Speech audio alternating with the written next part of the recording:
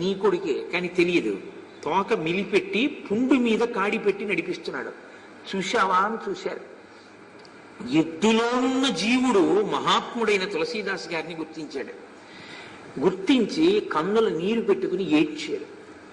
ఆనాడు మీరు రామాయణం చెప్తానని ఇంటి చుట్టూ తిరిగారు. ఒక్కనాడు నేను రామాయణం వినలేదు, ఒక్కనాడు నేను రామ అనలేదు. నేను రామాయణం వినుంటే, శ్రీరామ అని నోటితో అనుంటే నా జన్మ ఇలా ఉండేది కాదు. ఎంత పాడు చేసుకున్నాను అన్నాడు.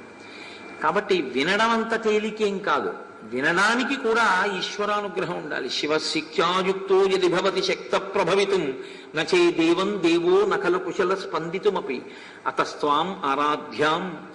అమ్మా, నిన్ను ఆరాధించని వాళ్ళకి ఎక్కడి నుంచి వస్తుందమ్మా?